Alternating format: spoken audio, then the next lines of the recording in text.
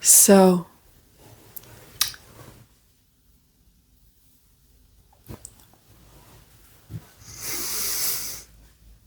that's a setup, I guess. I don't think that I have much time because I haven't charged my microphone and it will be off soon.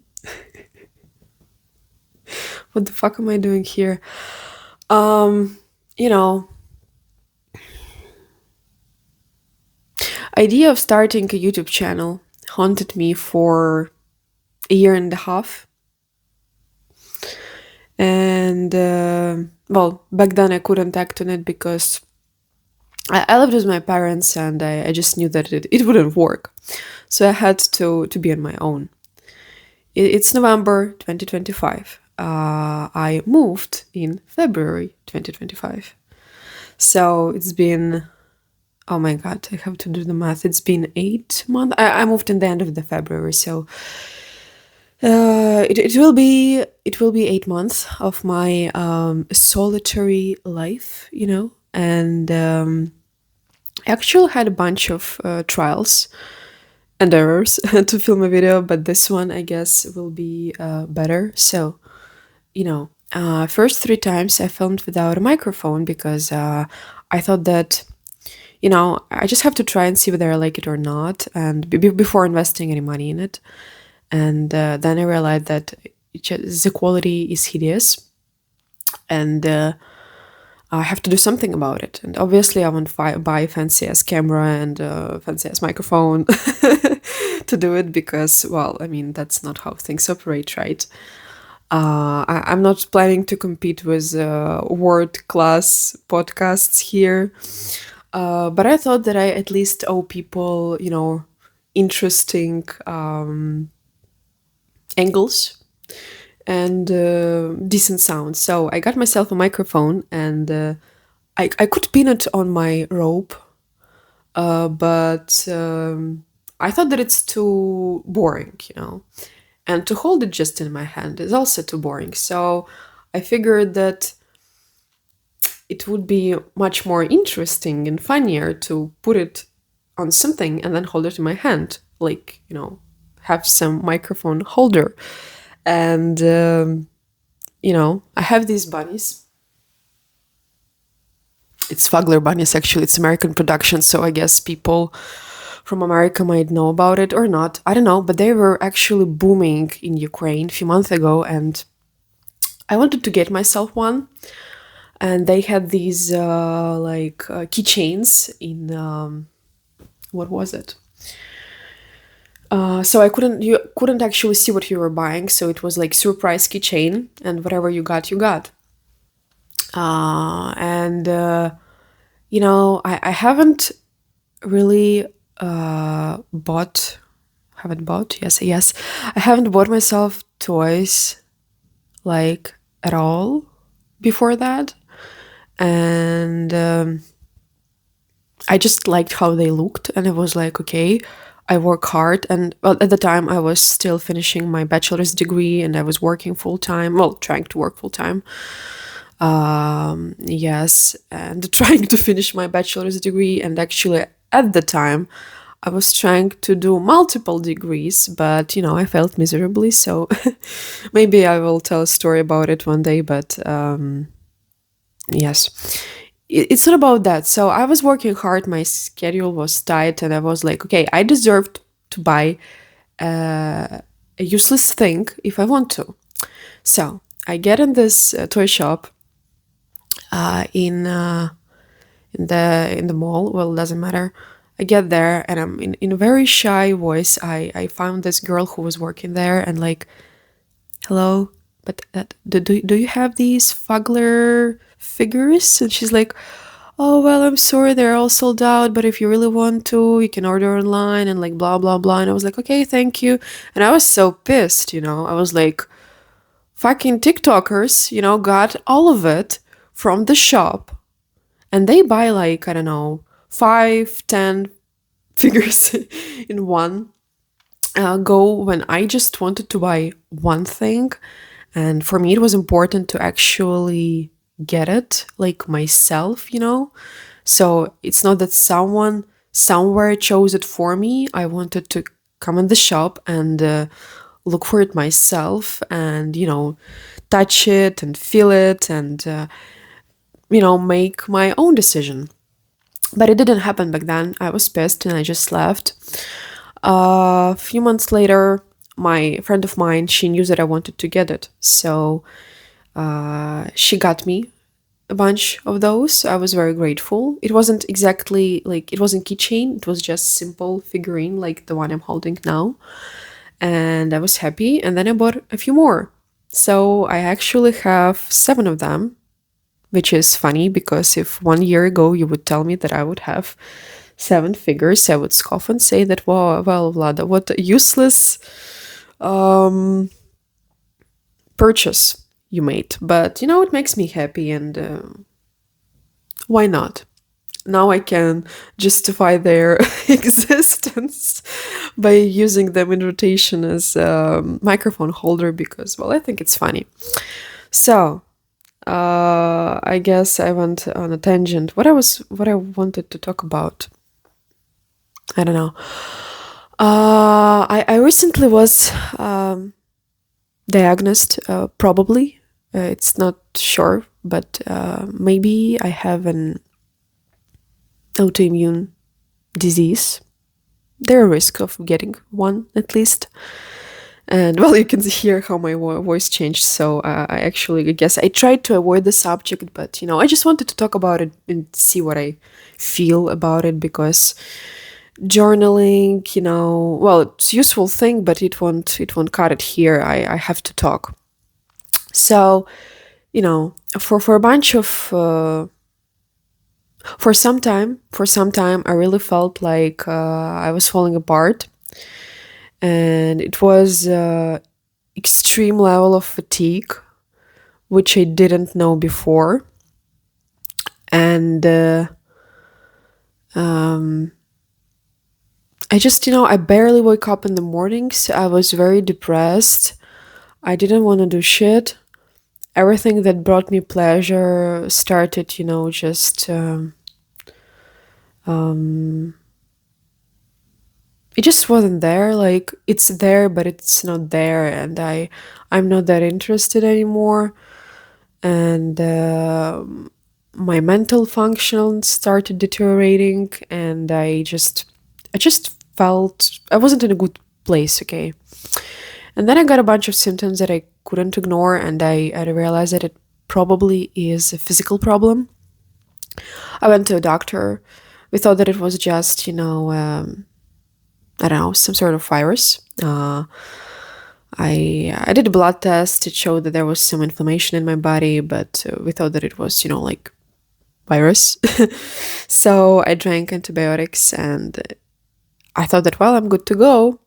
But still, months later, everything repeated itself, and I was like, well, girl, you have a fucking problem. You have to solve it. Well, at least try. So this time I had this, really fascinating 2 days of me running in between different doctors, trying to understand what it was that I was dealing with. And I ended up going to, well, consulting with an endocrinologist. And, that was when I had to do a lot of blood tests. Like, I haven't done so much blood tests in my life. It was like 8, these things that they took with my blood. I was like, okay, if that's what it takes, I'm ready. Because, I felt like shit. I was like, no, I can't go like that anymore. And I really want to get better. And it's not a matter of productivity or something. Life just didn't feel good, and I was somewhat happy. Well, happy is a strong word, content to learn that it was physical problem. So I wasn't just going mad and I wasn't losing battle in my head, all this stuff. I was just like on a biochemical level, I couldn't feel good.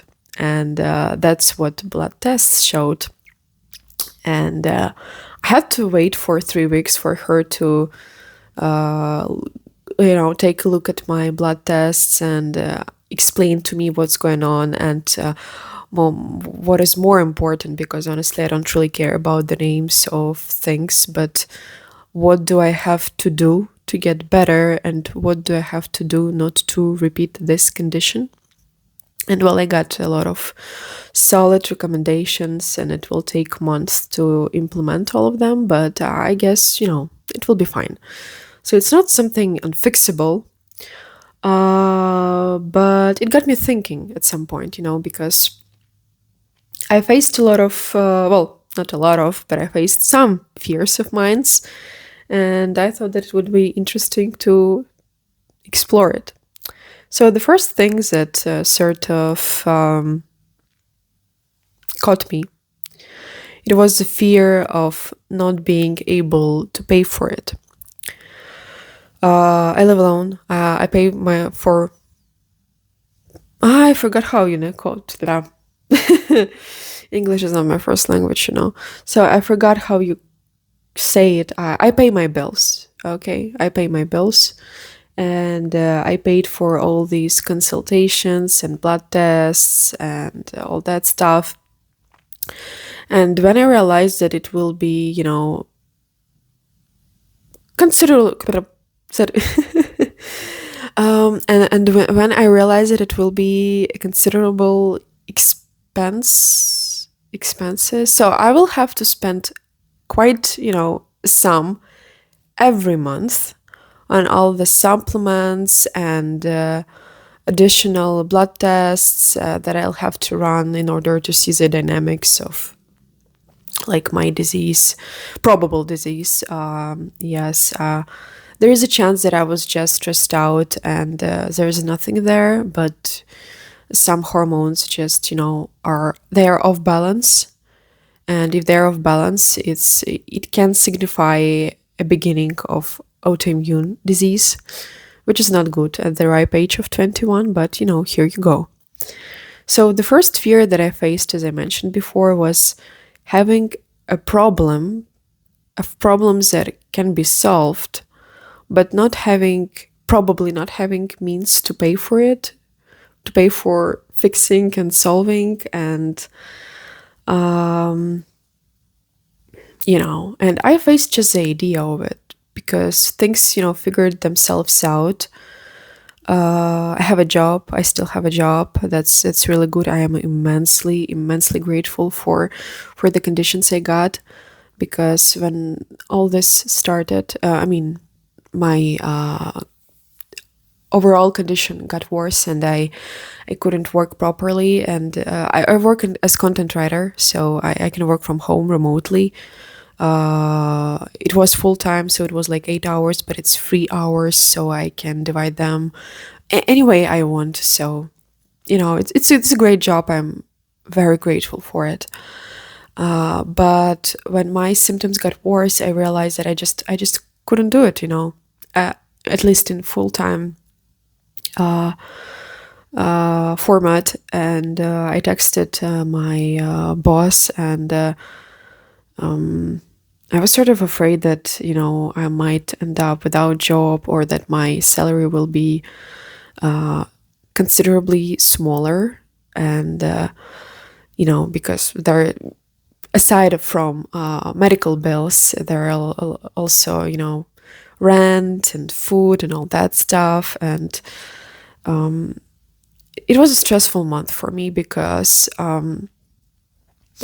I didn't know how things would work out, but they did, and truly in my favor. And I'm so grateful. I don't know how many times I've said that, but I'll repeat it many times, I guess, as well, because it's just, it's such a relief to know that things worked out, and that it will be fine. The second thing that I want to talk about is, the nature of autoimmune diseases. And I know a little, but I guess it's enough to have a chat. So, I was reading some time ago Gabor Mate's, I don't know, well, I guess Matei, book, Myth of Normal. I haven't finished it, but it's a really great overview of how medical system works and how approaches are not exactly the ones that would give the best result for the patients. And I'm not sure because it was a long time, well, not long time ago, it was like a year and a half ago, but I believe that he had a chapter on autoimmune disorder, not disorders. He had a chapter on autoimmune disease, and he was exploring the nature of it, and not like biochemical nature of it, but where it starts. What prompts the body to go against itself and target its own cells as the bad ones. Well, that's like the concept of the autoimmune problems, right? And it all was rooted in people's experiences, some traumatic experiences that they had in their life. Most of them took place in their childhood, And when I was reading this book, I thought that if that's at the base for the autoimmune thing, that I have a risk of getting one year later. I get it, and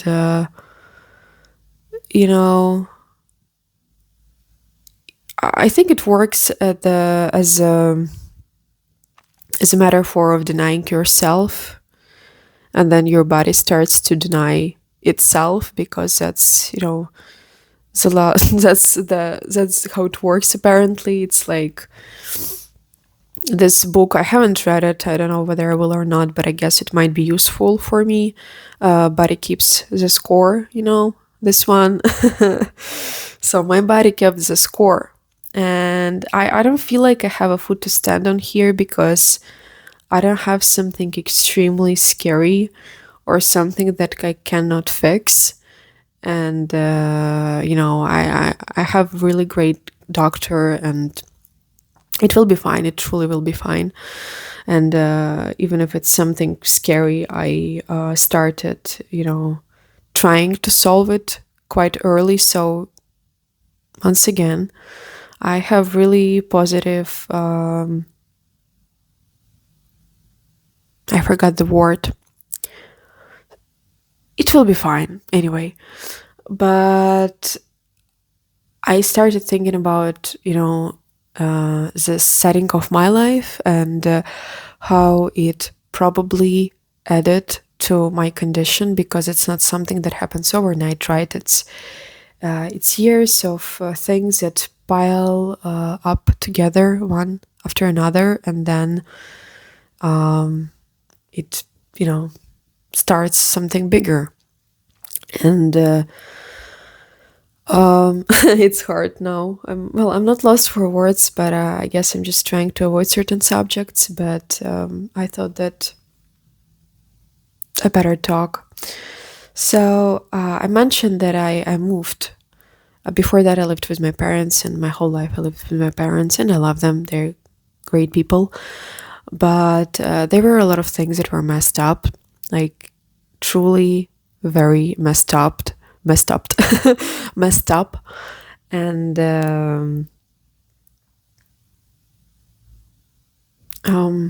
I spent years being sad,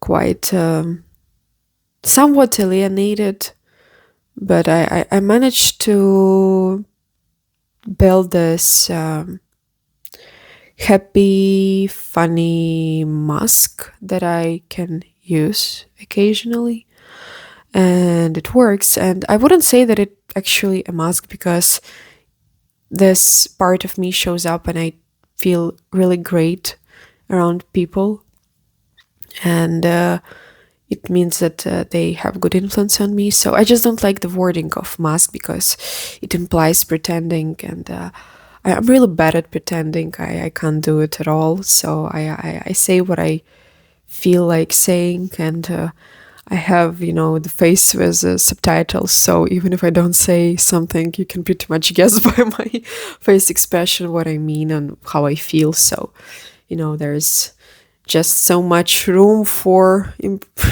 improvement here. Anyway, what I wanted to say is that um, I spent years being. I'm not sure whether I can use the word depressed because it's, I treat it as medical term and as a somewhat diagnosis. I was never diagnosed, but I also never went to be diagnosed. So there's that. It's not comfortable. Yes, and it's hard to talk about it because I haven't defined the lines that I don't want to cross speaking publicly about it, because I can talk about myself all I want. I mean, it's fine, but when I mention other people, I sort of drag them into this public speaking session, and I'm not sure whether I'm comfortable with that, but I guess I have to try, and if I don't like it, I just can cut it out, and that's it. So there were a lot of scandals, and my father was the one to start them. There were a lot of talk about divorce, but it never took place, and I ended up being somewhere in between. Well, not in between, like there was this phrase that he would use quite often, like, you can stay and listen to it, it might be useful for you. Like, what? Fucking divorce chat? That's fancy. So while my peers, I'm talking 13, 14 years old and, up, were, I don't know, fooling around, doing nothing, messing with their friends. I was trying to figure out what was wrong and whether it could be fixed in relationship of my parents and generally in my family, because as I will learn later, it's pretty dysfunctional. And well, I don't believe that there's perfectly functional family. So we all are dysfunctional in some way, shape, or form, but it just seemed for me, especially at the time, that I managed to get all of it in one place. And I know that it's not a unique experience, and there are a lot of people like me that experienced that with their families. It's just that it just felt so alienating, especially during holiday season. And it's going to start soon. It's already the beginning of November, so shops already are in their winterish, New Yearish setting, and I used to hate that when I was younger, and now it's tolerable for me, but I generally just don't like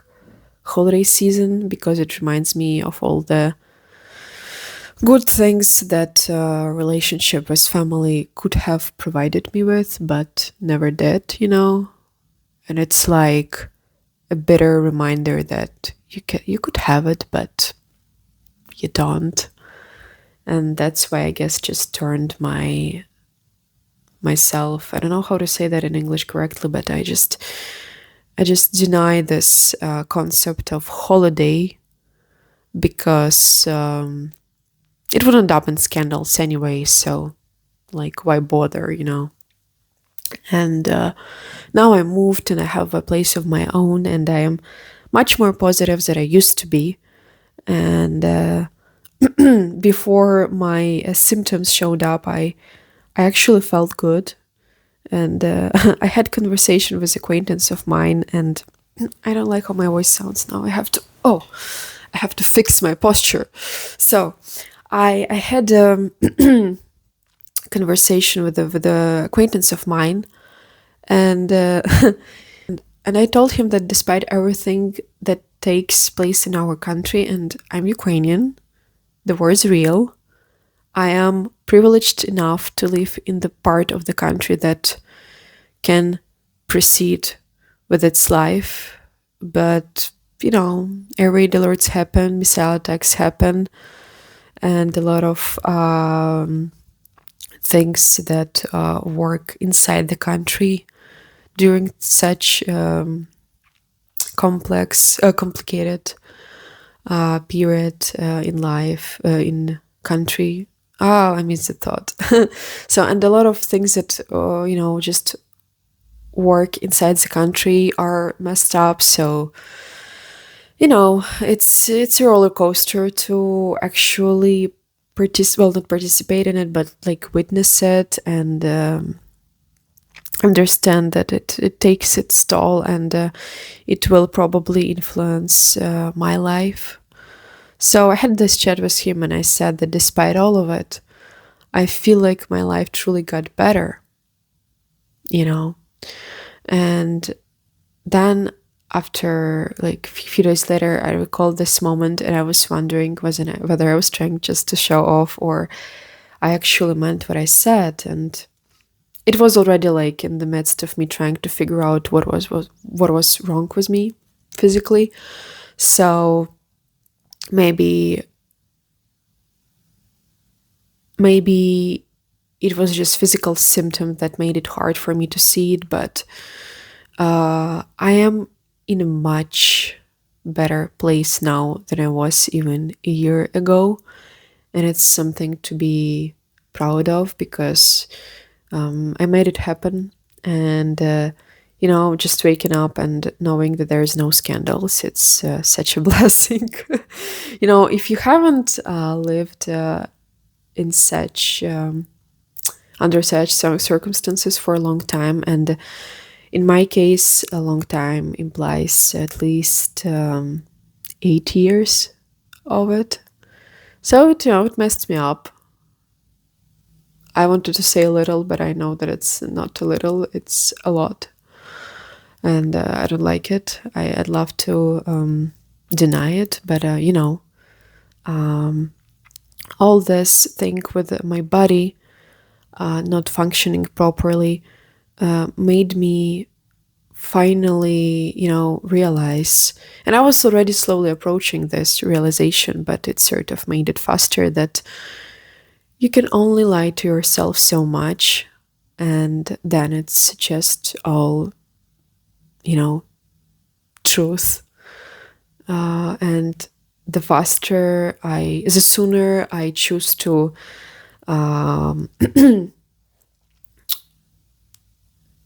name things for what they are and address them accordingly, the better I will get, because there will be no hidden stress, or at least it will be smaller. And in my case, it was probably the stress, that caused all the conditions that made me somewhat predisposed to have an autoimmune disease. I remember, before I moved, I was attending yoga class. It was funny. I was practicing with ladies in their mid 40s and 50s and close to 60s. So it was like 45, 60 years range. And then there was me, a 21-year-old. It was funny. And there once was this moment where there was only three of us. So the yoga teacher, a very nice woman, the other lady who was also practicing, she was close to her 50s, and there was me. And it wasn't like traditional yoga in the sense where we would, stay silent and meditate and think about, all the harshness of the world and life. But we would, have the chats in between the sets of these exercises and yoga drills. And these ladies would talk about how their family in some way were messed up, and how they, by the end of the day, figured things out with their own families, and they managed to build something really beautiful for themselves. And I don't know much about life, but I know when I see a satisfied person, because I spent a lot of time with dissatisfied people, and they were satisfied with where they were at, So I got a notification, but I can't read it. It's too far, and they were just sharing some bits and pieces of their experiences. And I was silent because I was very interested in what they would say and how things work out throughout the, lifetime. And as I said before, things did work out for them. And it wasn't, a miraculous thing. It was their conscious effort in building relationship with their children and not repeating mistakes of their parents, or maybe repeating them but admitting that they made a mistake and moving forward. So there was a lot of work that was done, in order to make a beautiful family, and it was this beautiful sustainable relationship. And they looked at me like, but Vlada, surely there are no problems with you. And I was like, of course not, of course not. Oh, no, no, no. And I laid my ass off faster than I could think. And the question implied actually like whether there were some misunderstandings with my parents, or, well, not their mistakes, but their, whether I was hit or mistreated. And I was mistreated, yes.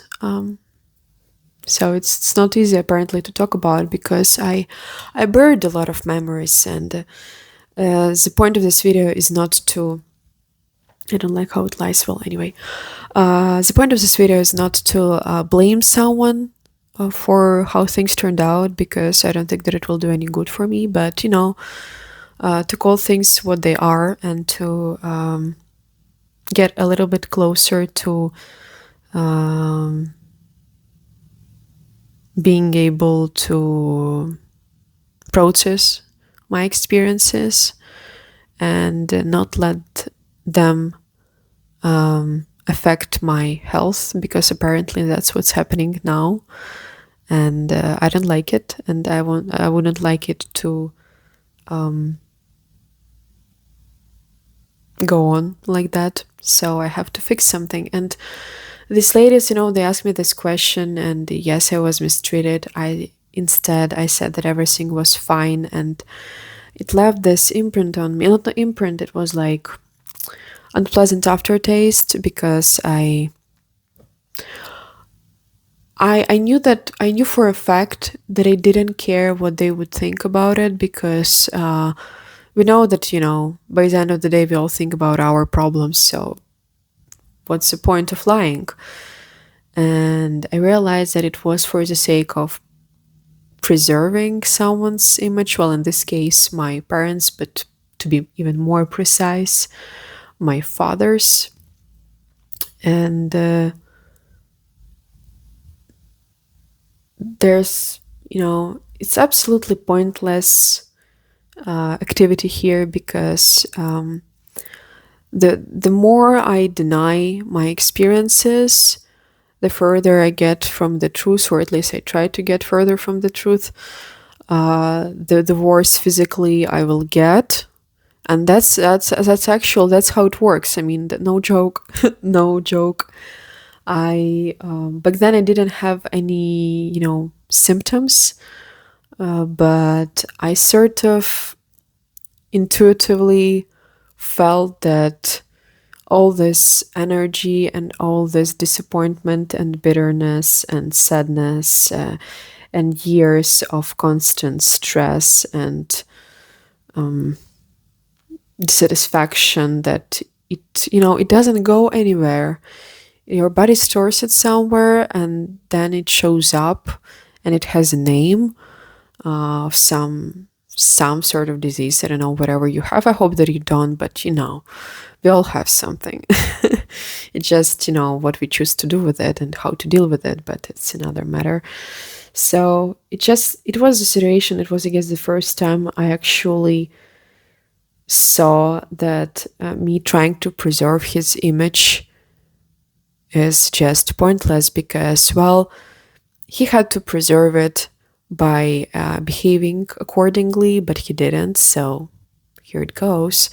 And me lying my ass off just hurts me more, despite all the emotional, I don't know, bitterness that I carry around, because maybe I am, I don't know, a light person, but I don't perceive myself as such.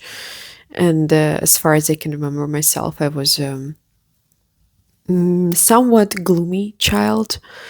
And years would pass by, and I would wonder whether it's me being myself, or it's just me dealing with aftermath of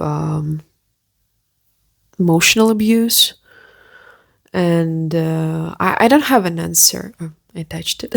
I don't have an answer, honestly. I believe that it's something in between. So maybe there was something in me that made me predisposed to depressed conditions, but at the same time, there was life circumstances that added to it. Meanwhile, I developed somewhat philosophical approach to things, which allowed me to move forward and made me curious, because when you're emotionally suppressed, or when you can't actually express what you feel, you tend to go inwards, and it can result in addictions. And I guess I was lucky that in my case I just discovered intellectual pursuits, and that's how I was navigating my life circumstances, and that was just it. And I used to think that people have this intrinsic curiosity, and I thought that maybe I have one, but I honestly believe that depressed conditions, depression adjacent conditions, led me to it, and as a place where I would just find some peace and calm and quiet, and would be able to explore. And then when I found some comfort in it, the curiosity came. So I believe that there has to be something that drives you, and it's if there's someone out there who can say that they're like, I'm just a curious person, and that's what drives me, well, I mean, good for you. I would love to talk to you and just learn how it actually works. But for now, at least, I believe that it has to be something unpleasant that drives you towards pursuit of excellence in something else. That's how I see it, because it's just an off button, something that you can't access, and you try to make up for it in different area of life, and potentially succeed. I was like, people always perceived me as academically smart, and I had no trouble getting good marks, and I I got my bachelor degree with honors, but honestly, I don't perceive it as a big achievement, because I just know how system works, and I could use it to my own advantage. So it's also a little bit about willing and dealing here and there, in terms of, knowing where to answer and what to do, and where to get the right amount of marks. But you know it is what it is. So I was talking about I lost my thought. I was talking about intrinsic curiosity, and that I don't really believe in it as a pure source of drive, and I believe that something else has to stand behind it, and that's how it works for me. And as I was saying, people, yes, I guess I recalled that people would like perceive me as academically maybe gifted, maybe inclined towards academia, and they would I'm talking now about different professors and lecturers and even school teachers who would encourage me, and I'm very grateful about it, because I was very lucky with teachers, and it's also a very important thing here, to be guided properly. And despite all the turbulence that I faced at home, outside, I I know really really beautiful souls as you, beautiful nice souls, nice people. With some of them, I still keep in touch, and it warms my heart, that such people exist and that I can turn to them if have questions or something. Um, all these people, especially the ones who worked with me on a private basis, like private extra classes, private classes, at some point I would catch this look of wonder that I would translate as like what would become of her, and it would happen in school. Later, I would have a private lessons with the man who would teach me how to use my voice properly. I actually speak much better afterwards in terms of sound and everything, but now I'm not in my best shape. And I remember like catching his look, and I translated it as like, I wonder what would become of her. And well, and he actually was the one to tell me that you have to talk more. I feel you have things to say. And I'm like, man, are you fooling me? It's been 2 years, and I guess I finally got what he was talking about. I do have things to say. I was just very shy and nervous, and I still lived with my parents, so there was a daily portion of stress that would take away from my creativity.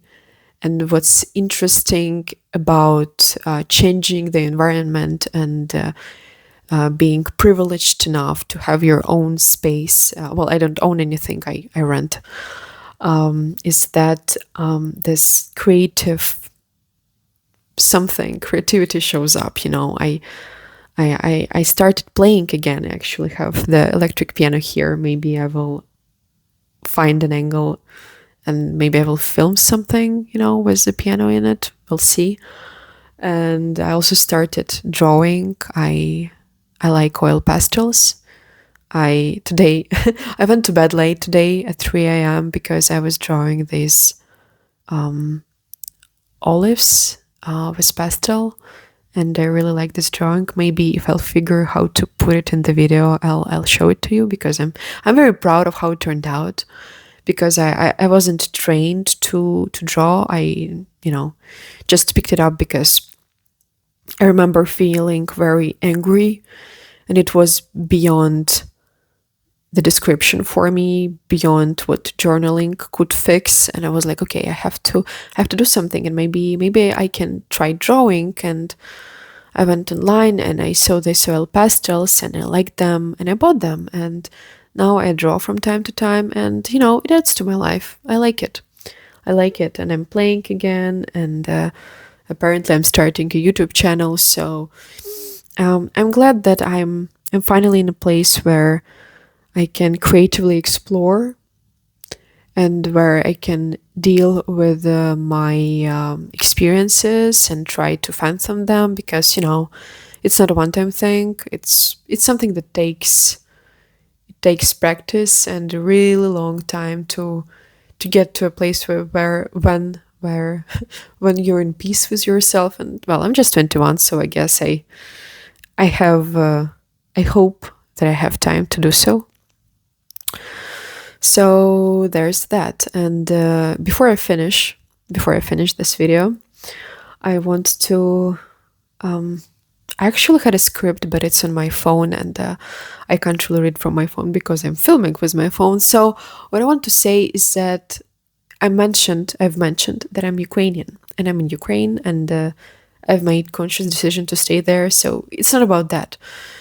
I just feel like I have this moral obligation that if, in case this content works out, to do some fundraising here and there. And I just wanted to, say that there is a platform, United 24, that allows donations in one click, and you can choose where your money will go. And there is also daily updates on how well these donated money were spent. So if you feel like doing the right thing and you have the opportunity to do so, you can, choose to do the right thing and donate.